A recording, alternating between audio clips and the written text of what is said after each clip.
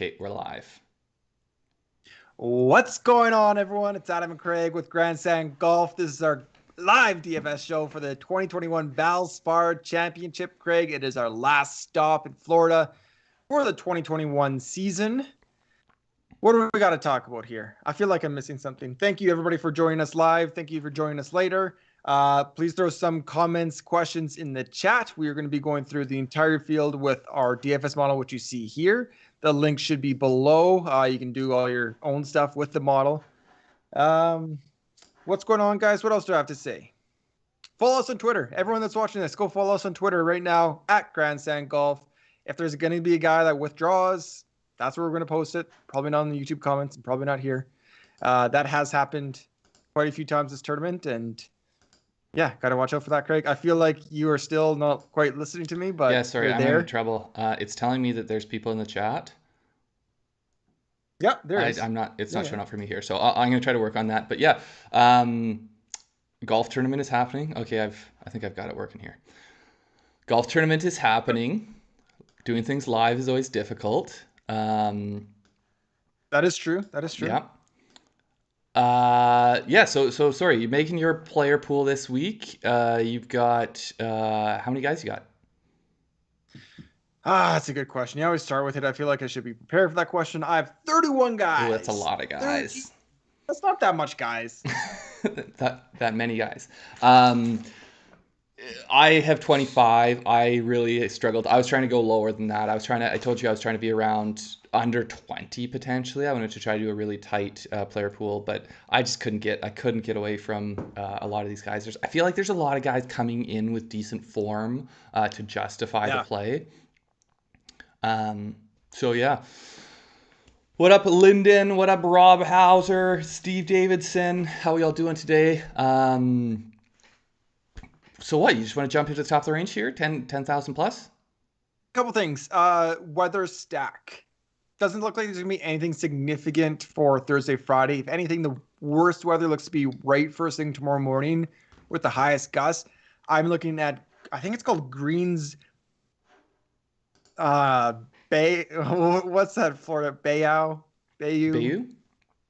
out of yeah. Bayou? Yeah, yeah, yeah. Bayou, maybe? Bayou? Bayou, yeah, yeah, out on the bayou. Out on the bayou? Crystal Beach. I don't know. That's the weather station I was looking at on Windfinder Green by man. I got to work on my. I cannot talk So tonight. you were Oof, looking it's on gonna be. Windfinder website. I was looking on the Windfinder website.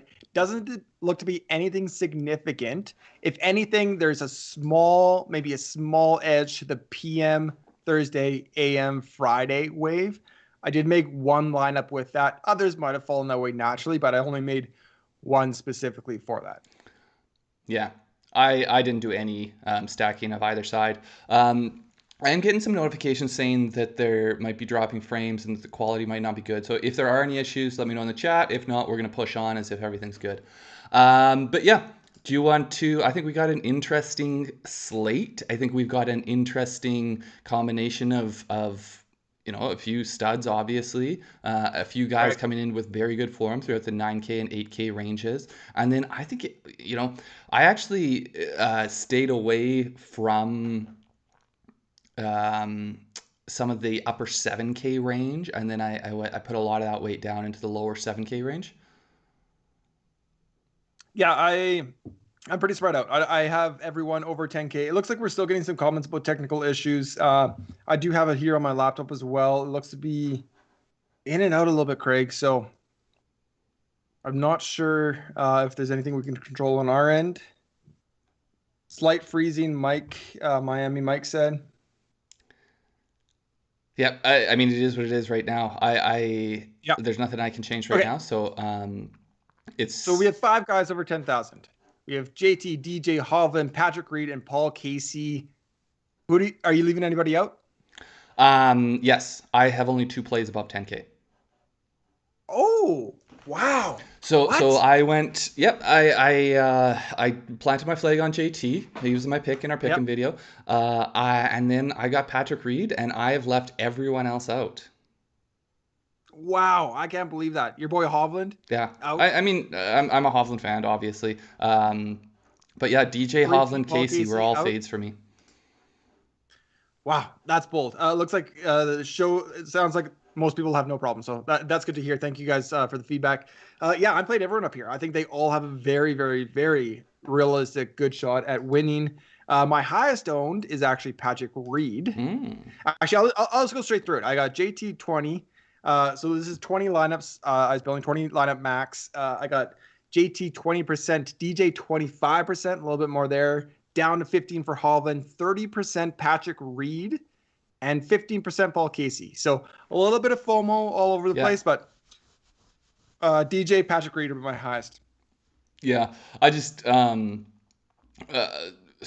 I'm 25 on JT and 25 on Patrick Reed. JT was actually harder than I thought to put into lineups, just because of how expensive he was. That's the other reason I didn't play any DJ. I mean, obviously, I think DJ, like he showed up here once, and I think he was what, sixth. He was in the final group, fell back on Sunday. I think he does have a couple of miscuts, like 2012 or something, or like well back. Yeah, it would be further back than 2011, so it would have been early in Oh, his okay, so career. even further back, even further back. But yeah, I don't love DJ's form. I think his his ball striking, specifically with his approach play, has not been great. He's been a little bit bailed out by the putter. I mean, the thing with DJ though is that he can go from shooting 80s to winning the next Yeah. week. So to me, though, it's still like, okay, so do I want to count on that is happening this week, or I'll let the tumultuous DJ ride go, and then when he's back in like scorching hot form, I'm going to be all over him again, you know? Yeah, he's going to be one of these guys I'm going to ride down. Probably if he has a couple months where he has bad form, I'm probably going to ride it for a It's couple DJ's months before I'm all like, the way okay. down. Yeah, like if he's the fifth most expensive guy in the field, I'm going to hammer him. If he's the 10th, I'm probably going to hammer him there. See, that's where I kind of struggle with it a bit, is because I feel like he should be getting priced down. And I guess he is, from his absurd, like way out in front of the field that he was there for a while. But yeah, I'm just getting really bad. I mean, he was still top 20 last week. Technical Like issues. his form. Yeah, he was top 20. I think, I think the out of form thing is a little bit. Oh, and then you combine that with a course that I don't think is like, super well suited for him. So Yeah, it is what it is. I would prefer JT over DJ, and I wasn't going to spend enough of my plays on spending up for guys. Essentially, is what it came down to. That's fair. We both like JT. JT, you talked about on our pick show, so I think we can move past that one. Victor Hovland. It's just another guy I don't want to enter 20 lineups and have zero Victor Hovland, so I kind of paired him. I think I got one with DJ with him and a couple with him on his own. Just I'm going to play the talent. Like, I'd rather go Victor Hovland than a lot of the guys kind of lower. Yeah,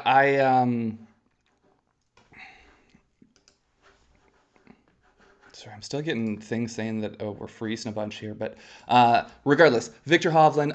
Again, to me, it's just form. I like Patrick Reed better for the course. I mean, Victor Hovland. I think he's going to be low owned, so I think that is a good the best thing about him as a play there. But like, to me, he should be high nines in with his form right now. Okay. Yeah, I mean, out of 15%, I think. Yeah. He's such a. Patrick Reed, both of us like. I think it's a course where you have to be a grinder, and I think he is a grinder. Yeah, I mentioned on our preview show he was in your top 5 for course form. He has, I think, 3 top 10s. Second place a little bit while back. So of course he plays really well. Another thing with this course is we kind of talked about it in every show this week so far, but the scoring's not going to be super low. So there's a lot of guys that kind of stick in my back of my mind for courses like that. Patrick Reed's one of them. Yeah. He can win at 8 under. He can win at 10 under. Those type of courses, those US Open, Master. Those ones where you get really tough lies and you can work to improve them. Kick it I love out. how we both went for the same joke. We know the low-hanging fruit. Yeah, it's there. Paul Casey, so you are there. I am not there. Do you want to go first? I mean, his form's incredible. He won in the Middle East this year. He was smoking hot until his last missed cut. He's coming off a course that clearly suits him well. I don't know um, if he really ran away with the wins at all, but he still is two-time back-to-back winner entering here. So I don't have a ton. I 15%. That's probably underweight, but I think his missed cut, if anything, is totally fine. Yeah, I mean, Yeah, for sure. I just I'm taking a I chance. think He's his priced up, but ownership, because he's gets the press, he's the back-to-back winner here. I yeah, think it will outpace probably what I think it is worth. Like, he is in good form, but it's not the scorching hot form we saw from earlier in the year. Um, yeah, basically I have tons of ownership here in the low nines, and I wasn't going to be able to do that playing all these guys. So Paul Casey was one I left off, and I think unless he wins it, I'm going to feel pretty okay about that. yeah.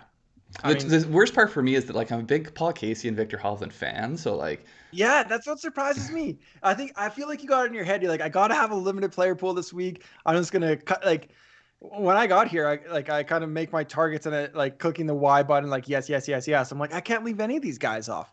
But when we drop into the nines, obviously you got to cut some people here, and there are guys I am fans of and have been fans of for a while that I cut here. So what do we have here? About 9 guys. Do you want to break it up a little bit here and go uh, Scheffler, Connors, Usti? yeah, I mean, let's just start at the top. Let's just work through it. Scotty Scheffler, that's a fade for me. That's a fade for me too. I think I've heard some other chatter, some other DFS people talk about him. I just like the people above and the people below a little bit too much. Yeah, now I do think that Scotty Scheffler is in better form. We talked about it. Obviously, he wasn't in super great form there for a while. I think he has come back into a little bit of form. I just don't. I don't know. To me, it's not the play, and that's in Yeah. part because I really like Corey Connors still. Okay, Corey Connors, what do you got here? So I am 30% on Corey Connors. Obviously, he's going to be, or from all accounts, he's going to be highly owned. So I still want to try to be overweight, and so I've got 30%, and I am You know what? not I'm like feeling bad varies. about that. I got my little birdies out there trying to figure out, test the waters, hear what the rumors are. I feel like this is one of the weeks where it's like Sunday night, Monday morning, like Corey Connors, like chalk. Like you got to play Corey Connors. Everyone's gonna be on Corey Connors, and then like it shifted on Tuesday, and nobody like it's too popular. But then people by Wednesday night be like, yeah, I'm gonna play him. Like he's popular for a reason. I'll just eat it. I don't care about the ownership. Yeah. Well, and that's sort of how I feel. I think potentially Corey Connors is a top 10 to 15 player in the world if he has figured out his putting. So, yeah, I mean, That's a bold take. it is a bold take, but if you look at what he's done, Yeah, for like sure. in this field, he's, what was he, sixth in tee to green over the past 2 years. So, like, it's not outrageous. It's just we were talking about this a long time ago, that his tee to green game is superstar level, and Yeah. he's holding himself back with his short game, especially the putter. And so I think that, like, he's gaining a third of a stroke so far this season, or sorry, over a quarter stroke so far this season putting. and On his and putting. Yeah. he made a switch in August, from August to September. I think he switched his putting grip, and his results since then have been absolutely scorching hot. So, Yeah. yeah, it's the narrative that I want to buy into, so I'm buying into it. And these guys that we kind of see ascend, their prices and their ownership is crazy. Like, I'll ride the wave up, and I'll let the Sure. wave crash, and then I'll jump off the wave afterwards. I don't care if I'm a couple weeks late getting off a guy. Yeah, I mean, it's all there. It's absolutely all there. I'm not denying any of it. The stats back up everything. I'm underweight. I'm only 10% Corey Connors. It's a little bit of a That's FOMO. a Like very I FOMO. needed. It's very FOMO. It's going to be well underweight of the field. Um, it's because I talked about a couple other 9Ks on our pick show that I like quite a bit, and I had a lot of ownership up in the 10Ks. So that just it left a gap that I couldn't fill, but I needed to have a little bit, and I got 10%. I'm just interested. We got Reformed Stoic in here saying that Connor struggles in underwater courses. Um, I didn't realize they were playing underwater this week. I'm gonna be completely honest with you. I thought they were playing on the surface of the land, but um, Hopefully he's not playing underwater. yeah, hopefully he's not. Yeah, no, I mean Corey Connors is also living down in Florida now, so I think he does have a good feel for the courses there. But anyways, moving on. Louis Oosthuizen. You said you were fading guys that you liked. I feel like this might be the one. This is it. Well, it's on our pick sheet that we sent out on Twitter. He is my fade of the week. I feel like I could have put Scotty Scheffler there. I guess I wasn't quite sure if I was going to leave Scotty out at that point. But Louis Oosthuizen, I'm just fading. He's been playing well lately. He's been riding a really hot putter. He's priced up a little bit. Maybe his mattress didn't make the trip. I don't know, and I'll get lucky and he withdraws. But yeah, it's a complete fade. I hope he doesn't freaking withdraw without notice. I got 25% on Usti. I'm all in, or not all in. I'm 25% in. I do think obviously the putter's been hot. The short game in general has been hot, but we've seen years of Usti having all the tools. I think it's just a matter of it comes and goes, and so he can win this thing. He's got a good history here. I just if I can get the smooth swinging Corey Connors and smooth swinging Louis Oosthuizen, that's just a whole lot of smooth swinging. Yeah, no, it is, and he might be a guy I hop on for Showdown if he's still riding that hot putter. I'll probably hop on Showdown. So to me though, I think this Connors through the rest of the 9Ks. I think this is potentially the most interesting part of this slate because this is where you really have to make some decisions. We've got people saying they've faded Connors. We've got Lyndon saying he likes him a lot, and same with Stoic is saying Sungjae's the only guy worth playing. So let's look at this next group. So we've got no Hatton, but we've got Answer, Sungjae, Joaquin, and Russell Henley. Let's look at them kind of as a group. Yeah, I don't know what Stoic's up to, but I feel like everyone knows that Tyrrell Hatton is out. He's got Hatton and Rory as picks, so I feel like it's pretty clear that he's been paying close attention. I don't see that sarcasm font, so I don't know exactly. So Answer M, Neiman, Russell Henley. So Answer and M are two of your picks from our show. So I'm assuming you're on them both. Yeah. So what happened is I like M's upside a little bit more. I talked about on the show. Answer I think he's been between 15th and 26th for like the last 5-6 tournaments. It's good, not great. I only have 15% Hatton, but M I hammered. M's going to be popular. I'm going to be overweight on M. I have 40% M. Yeah, let's get it done. 15% on your pick. Oh man. I'm also 40. That's why we have these Wednesday shows, to see how we evolve through the week.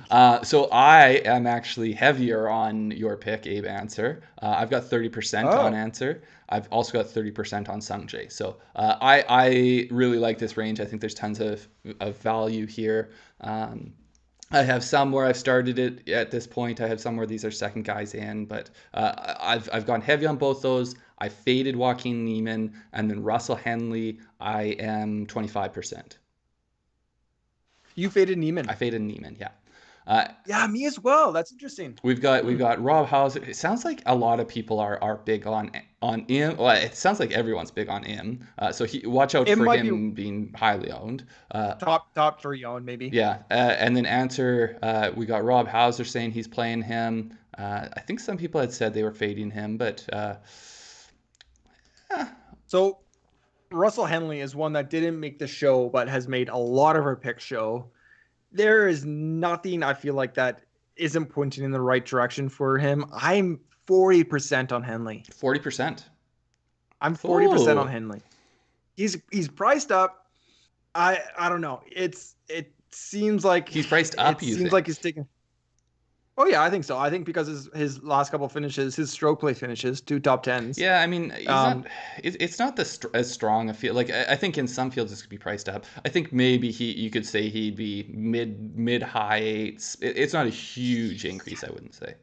He's been kind of around Tringali Kirk, I feel like, a little bit more than. Yeah. Okay. I mean, regardless, you're heavy on him. Yeah. And did you also fade Neiman?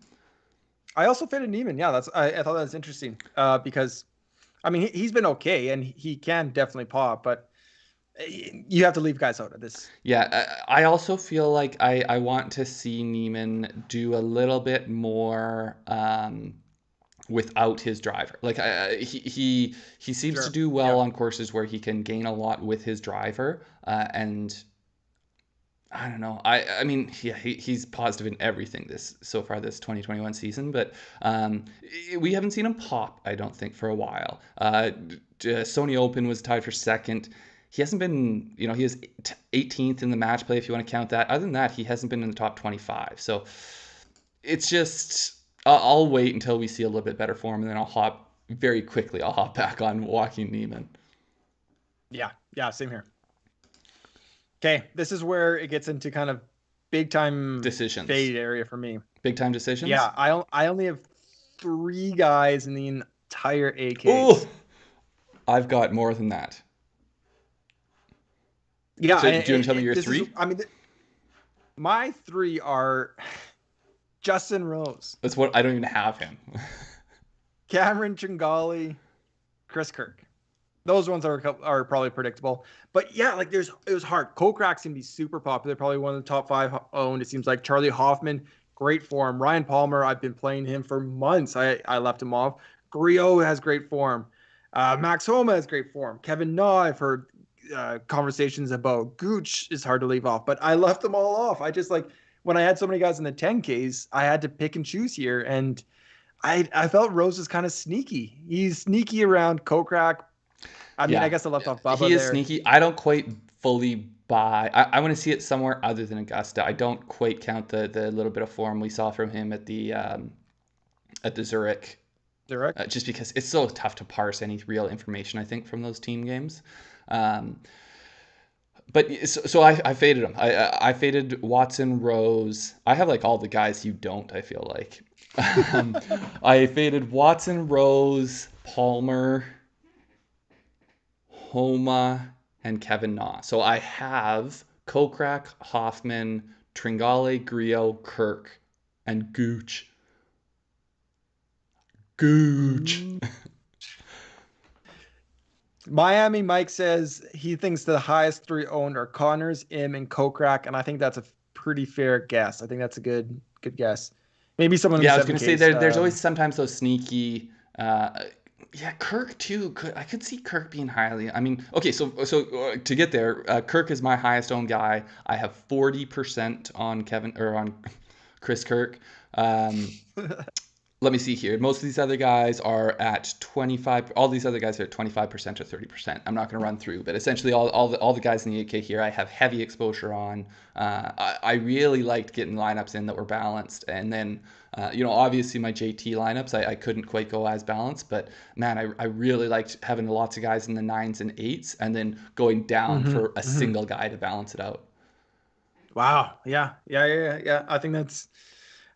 I think it's a good strategy. I think a popular one this week. I think we even talked about it early on our pick show about balanced lineups kind of seeming almost like the most natural, the easiest to kind of get in.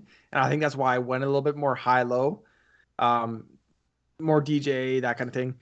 I went 30 Rose, 20 Tringali, 30 Kirk. So I'm right up there with a lot of those guys. 30 Kirk, 30 Rose is a little bit stiff. Second guessing that, I feel like I could have gone 15 to Charlie or something, but We got um, another I insider got it. here, William Neal. Kokrak apparently went to high school near him, so I'm hoping we can get some kind of insight out of you, Will. I wanna know, like, did he not show up on snow day? I didn't even know if it snows where he went to high school. I want to know, like, can he handle Um, the weather? Can he handle? he was He was a Canadian boy. where was he born? In Bay, Didn't he live there for Thunder like Bay or 3 days or something, and then moved to the North Bay States? or yeah.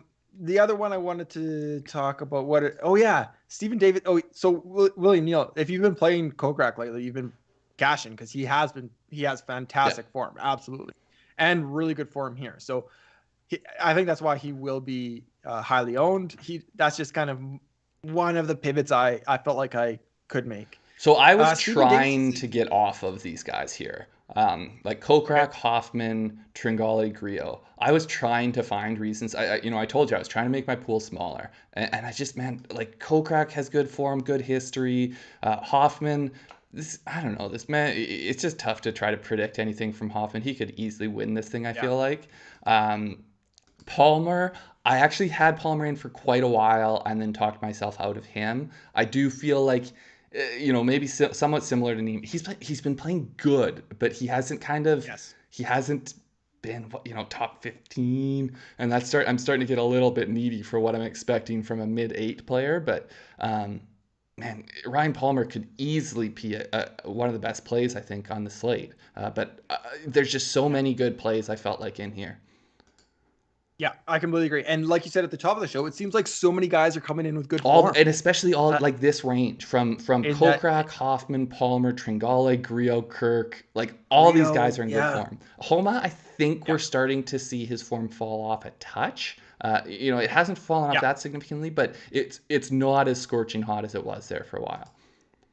He's matching DJ. Same Oh, I curve as got you. I DJ. got you. Um, yeah, the one up here, Stephen Davidson said, funny PGA radio today was pushing the bet that Henley Henley miscut. wouldn't make the cut. I wonder what they were basing that on. Yeah, he's a volatile player, but his irons are top 5 in this field, I think. Based on I mean, if you look at the past couple of years, the past couple of events, his irons are hot. Yeah, I mean, anyone can miss the field here. It's one of those courses. Or sorry, anyone can miss the cut here. It's one of those courses, but I'd have a hard time. I mean, unless you're getting great odds, I'd have a hard time wanting to take too much onto a Russell Henley missed cut. It's not something we see a whole lot of, but yeah. Um, Anyone fading Yeah, DJ? Yes, Steven Davidson. He was, in fact, my one fade on our pick sheet. I crazy. like to live dangerously. Apparently, I don't know, Craig. Again, my birdies on Instagram. Paulina Gretzky, I think, was in New York wedding dress shopping after 8 years of engagement. She was posting on her Instagram stories that she was wedding dress shopping. Does DJ have other things on his mind?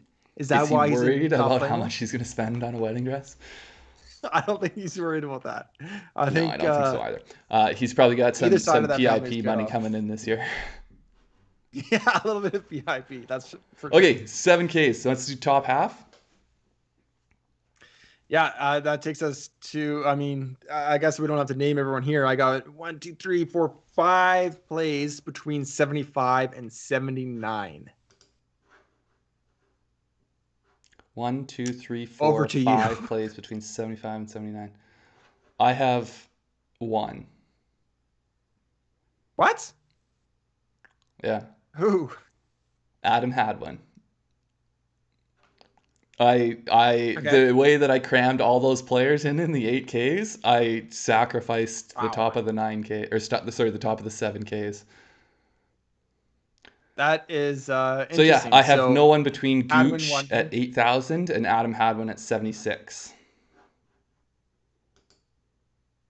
Okay. So I So let have me do, one tell me who lineup. you've got. I got one lineup of Keegan Bradley. Oh, Craig, I lost my headphones here. So I So I actually am. like Keegan Bradley. Keegan Bradley was the one guy that probably lasted the longest in my pool before getting cut here. I think he's got good form. I think he could easily pop here. He also has the habit of not popping here, I guess you could say. He is yeah, yeah, some big time fades before the cut. Keegan, Linden's Um, planting his flag on Keegan. Keegan is my boy this week. I love glove, William Neal says. So yeah, I got Keegan Bradley in one. I got Sam Burns 10%. Lucas Glover, I got 25%. He was on our pick show, so I don't think I really need to dive much in there. But you brought it up. Okay. Stats are good across the board. Yep. He's A couple he's top 20s lost. here in the last 3 showings. He's played here a ton. So yeah, and I don't think his ownership's gonna be that high. It's, I mean, I've heard his name a couple times. I really don't think it's gonna be. I'd be surprised if it's over 15, Oh but yeah, no, I don't think I'm 15, 10 to 15, something like that. yeah, I think it could be in the range. Yeah. Um, I think that's Yeah, fair. no, I am. I don't think any of these are bad plays. It's just I chose to make the plays that I did. Let's see. We've got So Robert Hauser's following you in on Glover with 25%. I like it. I like it. I like it. Okay. Final two. Cameron Davis. I mentioned him in our Discord. I got Oh, sorry, we're 20%. It's Cam including Davis. 75. Then I have Yeah. two. I've got Denny McCarthy as well. And my last one is Denny McCarthy at And 15%. you know what? I Yeah, I like actually that. had I a like hard Denny. time cutting these two South Africans, Brendan Grace and EVR. EVR. Both of them kind of have flashed some form, but ultimately, so in part, what I was looking for down here were cut makers with upside. And what is your shocked Pikachu face for? Man, I'd be nervous getting EVR as Oh, a that's cut me. maker, So man. like I don't ultimately, know. that's why I went towards like a Hadwin, someone who I feel like can make a cut with some upside, or a Danny McCarthy as opposed to Brandon Grace or Yeah. EVR, because I feel like EVR, we might start to see. It looks like he might be starting to turn a corner back into form, but I'm not going to jump on that too early. Yeah, I mean, I'm a big EVR fan. I have been for a while. Play him on both tours, but water all around this course definitely makes me Mm-hmm. nervous. Um, but he is one of these guys, and there's not a ton of them that he could go out if he's at his top of his game, he can win this, and I wouldn't be shocked. Yeah. But he's scary. Yeah, I He's feel not like there's safe. the blow up hole potential too much with him. Probably will end up getting into some showdowns. So that's one of the things that I tried to justify Yeah, with some of these guys that I didn't like. Keegan Bradley, he's a showdown play for me for sure this week. I think he's got tons right, of, right. of single round potential here. Someone brought up Robert Hauser, Charles Howell. I actually had a hard time cutting him, but ultimately it did not make the cut in mine. Seems a little bit high. Seems a little bit high for CH3. Um, Kevin Kisner didn't make it Tim for Kisner's form is me. not Like, great right now. oof. Yeah, it really isn't. But So sorry, you had Cam Davis. That's another guy I didn't play. I mean, it's a fine play, I think. if people have watching this for a while, they know Cam Davis. This is one of my boys. Who do I talk about? I talk about Burns, Davis, Henley, Kirk as like some of them You just love those week ball week in week out. strikers. I just love those ball strikers. Cam Davis isn't at the top of his game, but he can. You feel like it could happen at any point. The talent is Yeah. there. I'm buying the talent. Um, just real quick on Hadwin. I do think that he has shown form. Obviously, miscut at the Heritage. I went back and looked at that. He had a single round where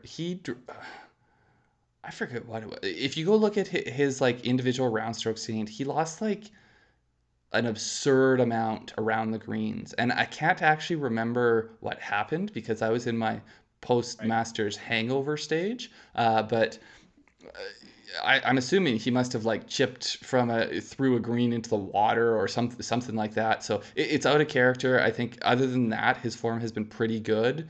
So I do think we might sneakily see Hadwin creeping back into form here. I guess Okay, what I I'm like saying it. is the things that we had concerns about, his approach play, maybe his ball striking. Typically, it's not the short game that's the problem for him, and it looks like that's what happened in one round. He just threw away a ton of Yeah. strokes around the green, so that causes me less concern than if we are seeing problems with the ball striking again. Right. Right.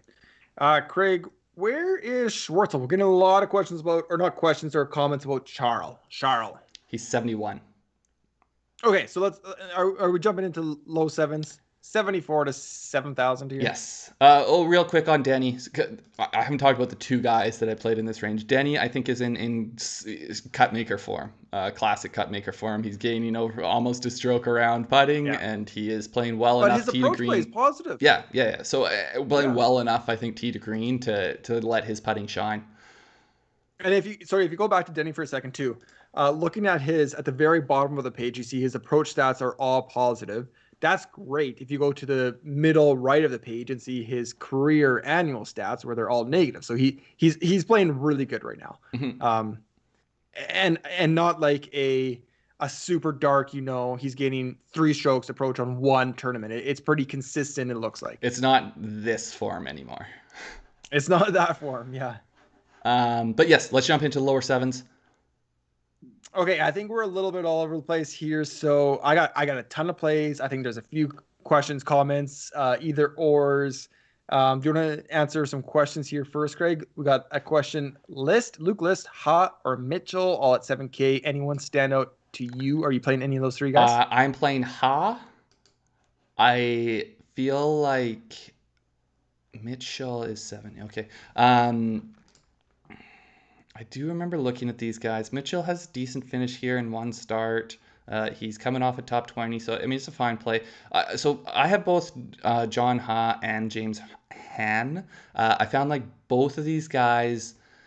I felt like I didn't have as much sort of recent information, recent data as I would like, but still both felt a little bit like value to me regardless. So I have very low, I've got 15% on Ha and 10% on Han, just because I didn't really, I wasn't too, my convictions were not strong on either of the plays. Yeah. Okay, so what up, Ray? Nice to see you. I was a little worried because we hadn't seen you yet. List Ha Mitchell. List concerns me with his driving accuracy, but he does have some okay finishes as of late.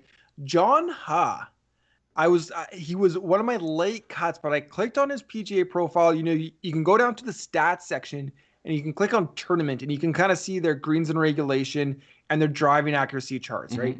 I think you've seen that before. His seem both to be kind of tanking. His year-long stats look pretty good. He looks pretty solid. Yeah, I don't know which way I'm pointing here. That's more like it. That's what they look like here. So ultimately, he was a fade. I thought I might get there, but he was a fade for me, and I got Keith Mitchell in 10. So I guess I would say Mitchell of those three, but I don't have. You're not feeling strong about any of them. I mean, conversely, if you haven't already plugged in Tom Hoagie, I would do that because I like him this week. I think he's in good form, and I think very poor course history, but I think the course actually does suit him. I think it's a good course fit. So I like Hoagie. Back up to 7,400. Yeah. So Hauser, we were talking about EVR earlier. Lots of potential, lots of risk. High risk, high upside. Not there myself. I don't think. Yeah, neither of us. So 74. I've just got the one play with Lanto. Horsfield. He's another guy that I'm gonna play him in showdowns. I feel like I don't have enough faith in him as a tournament long, but I do really like his potential to pop. I have a heavy exposure with Lanto at 35%. Gold. I'm playing Lanto on FanDuel. Not a doubt about it. He's 7,500 there. Go play him if you want over there. I also have 25% of him here. Sam Horsfield, yeah, he's one of my sleepers. I'm playing him. I got 25%. I feel like it's not too much exposure, but man, he's playing good right now. He's got the Florida roots. Driving accuracy, as I said on our sleeper show, only concern, but I'm really not that concerned about it. I feel like it's just kind of, he's priced in this area of unknown on the PGA Tour. Even going back like the start of the year when people thought like Christian Bezadenhout was too highly priced, and then he's like, great at API, great again. These guys, like, if they can play on the European Tour, they can play here too. And if they can finish high there, they can finish high here. So I'm betting on talent. So I agree. My biggest problem, I think, with Horsfield is that we saw some concerning form in the fall, and I think that there was an injury that went along with that. And then we've seen really good form, at 4 tournaments now, I think. Last 4. Yeah. But they've been very weak field. So it's like, okay, so how, it's not the European Tour with Matt Fitzpatrick and Rose and Stenson and Poulter. And their Rolex series. Yeah, it's not their high profile events. Now, we have seen him play well before his so I'm going to pause. He's talented, so he's going to be in showdown lineups for me during the week. I just don't quite, if I miss on Horsfield this week, I don't mind, essentially that's the approach I'm taking. Yeah, no, I think that's fair. Mackenzie Hughes, I got 20%. I think Mackenzie Hughes is too cheap. I think our other brother would agree that he plays tough courses well. He's not going to go out and win these birdie races. I feel like he plays tough courses well. Solid putter. I think he likes the course. 13th here. What was last that? time? 13th in 2019. Yeah. Yep. Yeah, I think he's a really. I mean, Sam is that high upside. Mackenzie Hughes is kind of that safety net for me here. Yeah, I already had too many Canadians, too much exposure to Canadians, so I felt like no, I decided to go heavy on Lanto, and Mackenzie didn't make the cut. Okay. Next one for me, 7300s. I got 10% Doug Kim. Yeah, so I have Gim, and then I actually went with Alex Noren. I feel like we might. Oh, Yeah. what is You love the your sweet. Weren't expecting that one, or You love your sweet.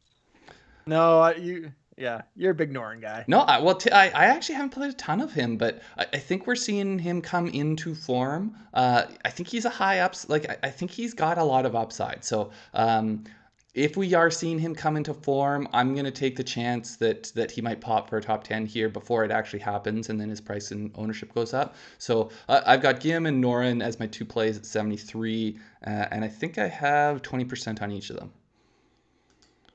So I think there was a question a while back about Phil Mickelson. Was there Oh not? yeah, someone mentioned Mickelson. I didn't know Mickelson was in this field. Was he? Oh, I just scratched I Mickelson so honestly, early from my lineups. But he's actually played decent of he's late. he's been playing Yeah, okay. yeah, yeah. I don't hate it. I didn't get there myself. Um, but I mean, it's still Phil, man. Like Yeah, for sure. if he doesn't spray his drives, or if he can take less off the tee. The problem is Phil doesn't usually choose to take less. I know, I know. Oh, I'll just bomb Um, it over that way. Phil, you could just like hit a 3-wood and be in the fairway. okay, Craig, click on Patton Kazire here. My boy, one of my sleepers. I picked him on a sleeper in a pick sheet. I got an outright on him that I mentioned on Discord. He has a T9 at the Valero, Texas. I feel like his form, his approach, if you look recent stats, last 3 months, I feel like he's in the top 10 or top 15 here in the field. I got 35% Patton Kazire. 35. Wow, I didn't expect you to go that hard on him. So I actually kept him in my pool. I'm at 15 on Kazire. He was on an awesome cut streak there. What did it break? Honda Classic and Heritage. I feel like there's potential value there. I'm not obviously as committed to it as you are, but yeah. So you think the putter's gonna roll and he's gonna. I I like guys that can roll the rock. I feel like his approach has been better. There's for concerns at 7,200. Yeah, I mean anybody at 7,200 has Yeah, concerns, so most but of us don't pump uh, them with 35% ownership. yeah, I don't know. I got a little bit crazy, but I felt committed to it and I went there. Um, I barely even played Kazire. you've barely even played them before. So I that's know. why I wondered how you like went from like barely touching the guy to all of a sudden a third of your tickets have him. Um, uh, BY, I have like 60% of every guy and a 40-person player field. The math doesn't add up. Someone had brought up Peter Uline. I think he's a good play. I'm not on it myself. I want to see. I mean, he has good results of recent. I'm just you have to make cuts. Another question here from William Han said Vegas has Rose tied for 14th favorite for the whole tournament, but has him 7th favorite for round one. Is that something you all think or look at about when playing showdowns? Yeah, I think Vegas has it right. His round one average is probably great. That might be Masters baked in a little bit. I would double check tee times. I think I haven't made a round one showdown. I probably will tonight. I probably won't start guys in the first couple hours. I don't know if I'll do a full wave stack. But yeah, I mean that makes sense. Yeah, I can't quite think about why they would have them so far off. Um, I mean, Some guys are fast starters, yeah, and he probably has yeah. been Clearly, they like lately. him, his potential to come out of the gate fast. Um, oh, Sneds. Lyndon's asking Zach Johnson or Sneds. I have neither personally. We also had a Woodland. Where's Gary Woodland priced at? 78 or 79. Just real quick, Snedeker. I'd probably go. Zach Johnson's fallen off. Yeah, he's fallen off of recent. He's got decent course history. I'd probably go Snedeker if I was choosing. Neither inspire a ton of confidence in me, but I would probably lean Snedeker between the two.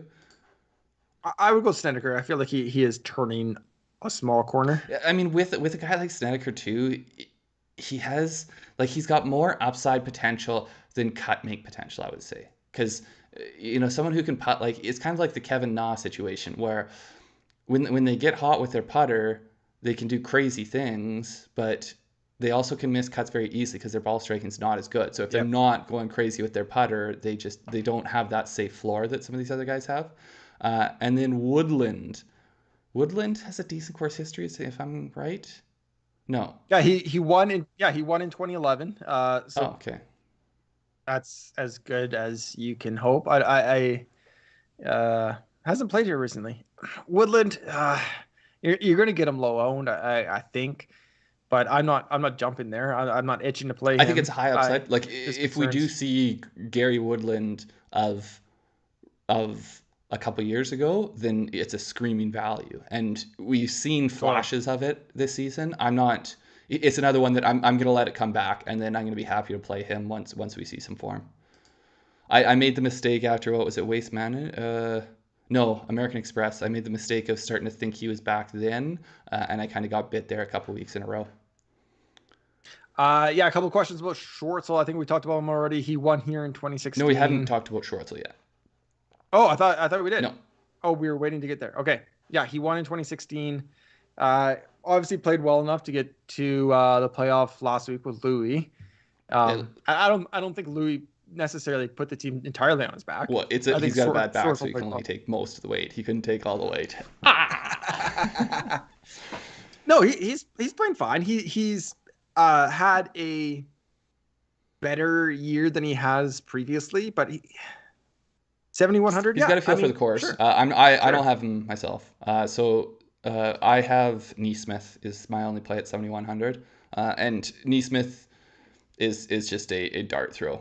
Yeah, He's same a here. I ball got. striker upside. Like his approach play is awesome. It's in awesome form. His putting's been horrible of recent. I really hope he can figure that out because it is not something that in the long term he hasn't been that bad of a putter. So hopefully it is a recent thing that does not stick around because I think if he can put it all together, he's got serious potential.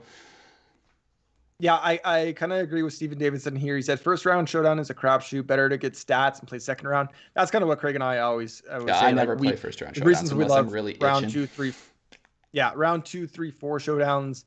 Uh, compute those stats that we got for the day real quick, and then try to find a lever, try to find plays we like, try to find pivots. But the other thing I find Round one is is that much more of a there's a lot of overreacting to the totally. scores, and so I think as much as anything, there's like the value of it's easier to pivot. I think ownership is much more predictable in showdowns than it is tournament long. Yeah, I You wasn't weren't listening listening. It's 100. okay. It percent was a really good point. I wasn't active listening. I was reading a couple of You comments were there. Sorry listening about like you that. listen to your daughter when you're doing something else. Yeah. Yeah. Wiggles. Yeah, put on the Wiggles. Okay, so sorry, you have no other plays than Pat and Kazire at 72 or 71? I got Neesmith at 10%. Keith Mitchell, we talked about. I got Hoagie. Oh, sorry, we're not there Go, yet. let's go there. Unless I let us got know if there's Hoagie. anyone we're skimming over here that you guys want us to chat more about. But No, I feel like Robert is kind of going back and forth on Hoagie Kazire, and I feel like we're in a brothers debate here. I feel like you're taking Hoagie. I'm taking Kazire. yeah, I mean, I've both in my pool. Let's talk Hoagie. I both in my Let's talk Hoagie. pool. I think Hoagie.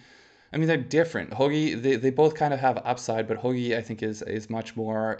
When his irons get hot, they get really hot, and he can flash and get top tens. Um, Pat and Kazire, I feel like, I mean, what he made 15 cuts in a row or some stupid number there for a while. I don't think Tom Hoagie is ever going to go on a streak like that. So they both have their relative merits, I would say. Um, I think Hoagie's ball striking is in a really good spot right now, and so he's top 25 in 3 of his last 4 tournaments.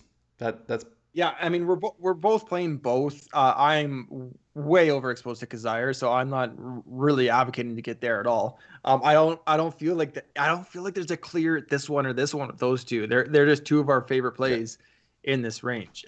So We appreciate it, Brent. yeah, We'll catch you next time. Sorry, keep yeah, going. yeah. Yeah. So Uh, sorry, you have Hoagie as well. What were your other 7K? Mitchell. yeah, Neesmith, Mitchell, Hoagie. Yeah. So I've got Hoagie and Ha are my two plays here. Right.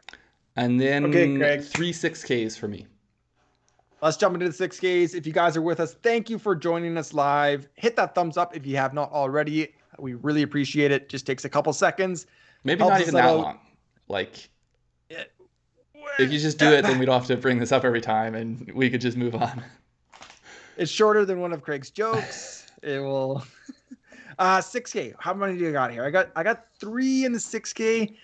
I don't think I'm overexposed. Maybe I'm overexposed, but I got, what am I talking about? I can't think or talk today. I have 6 plays in the 6K. Is that what I said? No, you said you had none. You said you had barely any No, plays. So I've got 3. You need to gather yourself there, it seems like. I've got 3. I've got James Hahn, as I had mentioned, at 69. yeah. I've got Chase Seifert, as I brought him up as a pick on our show, and I've got Roger Sloan at 6,500. Oh, I think. okay. Then I didn't. Do you want me to run through them real quick?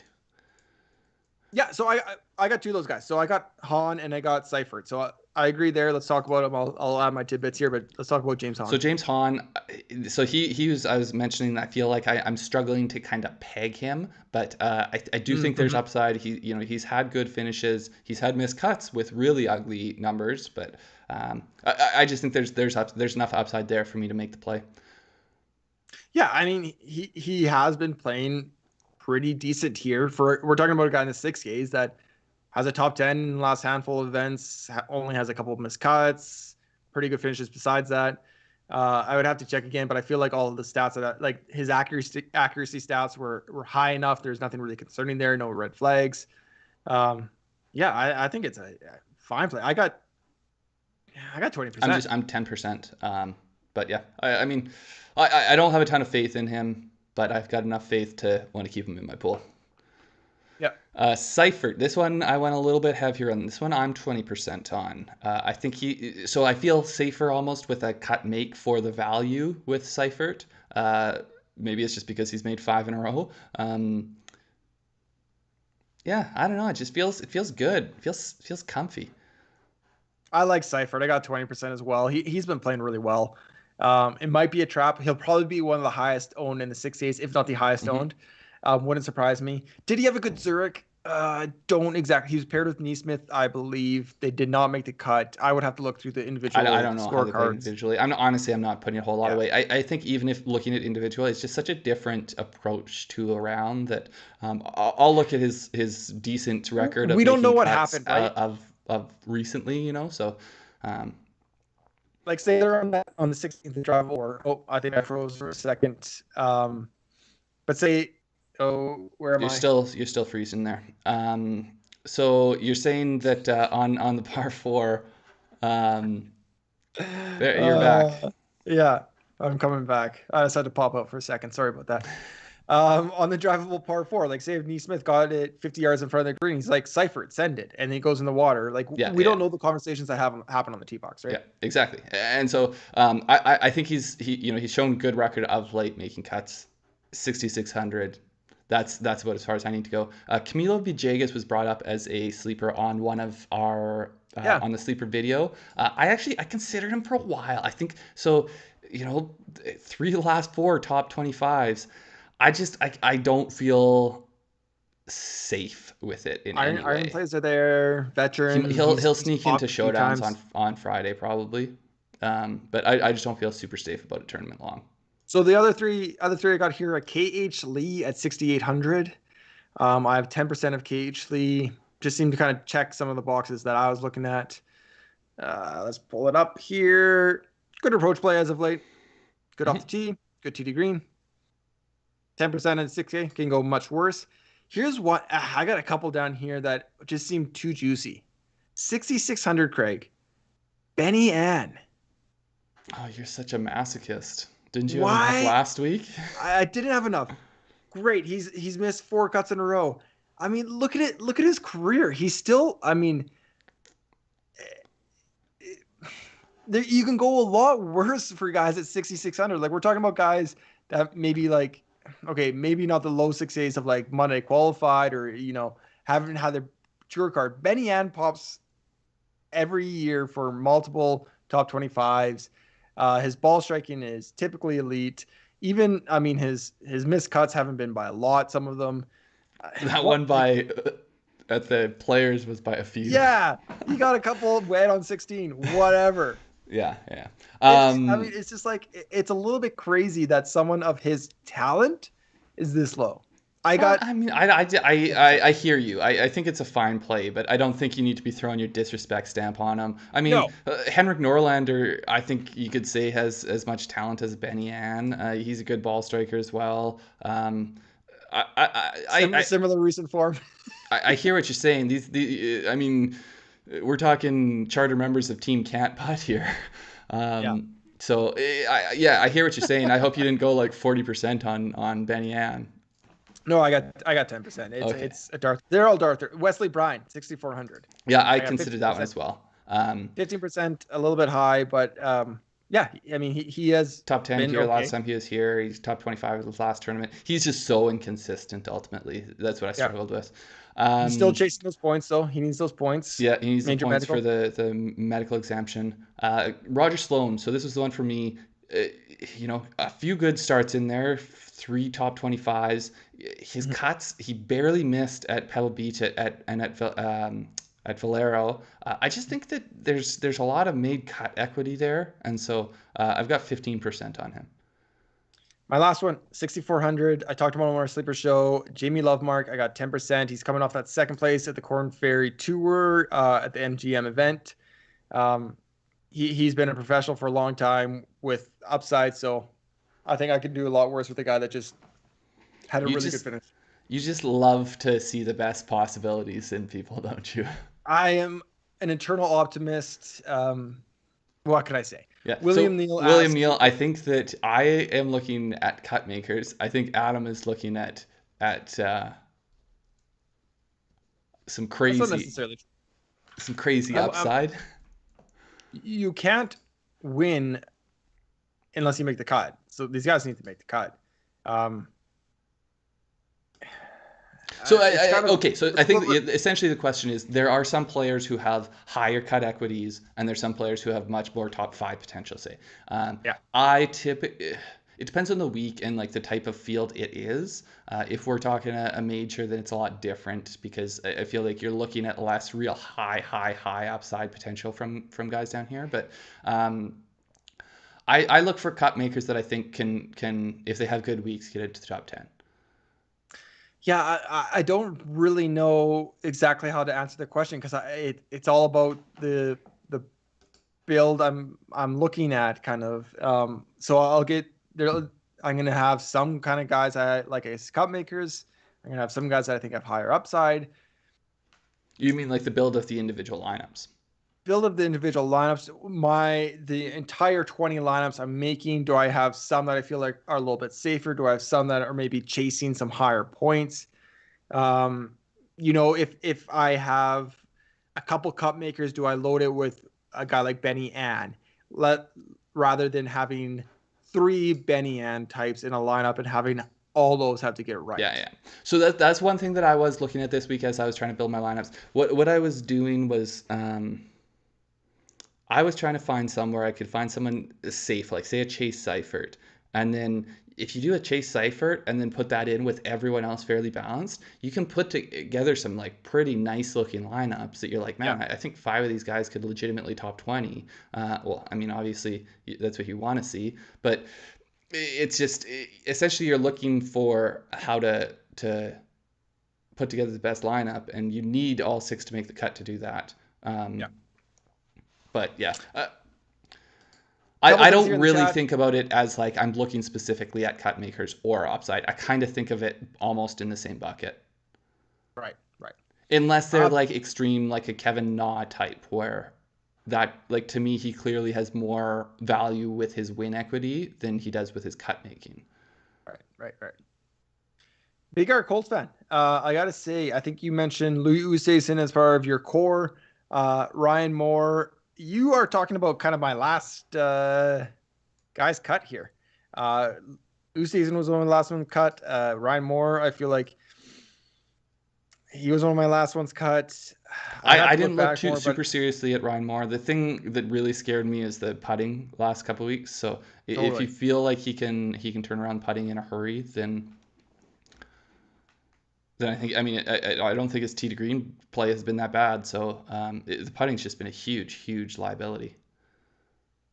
I feel like he has some good starts here.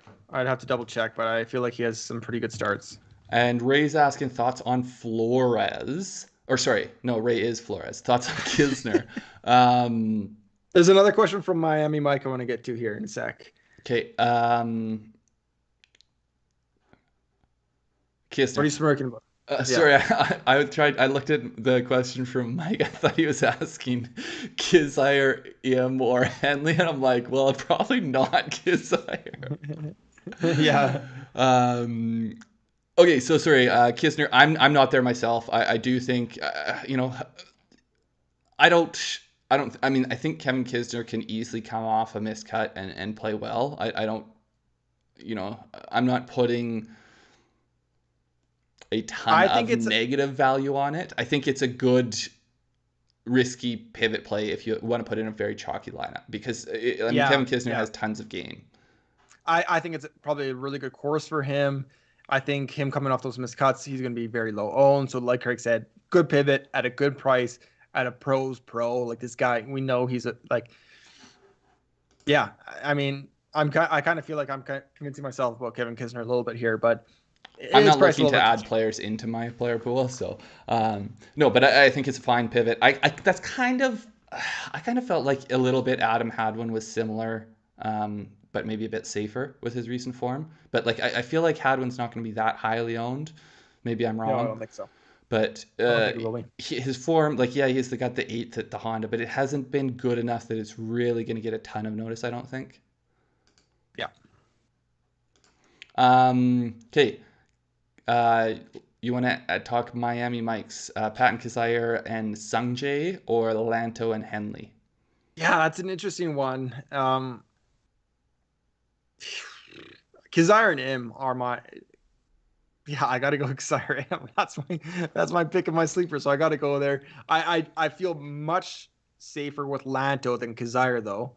Hmm. I will say that it does feel like a significant drop, even though they're only 300 ish apart. Um, I mean, essentially, you're yeah, paying $200. You're paying up for, yeah. I don't know. Like I don't.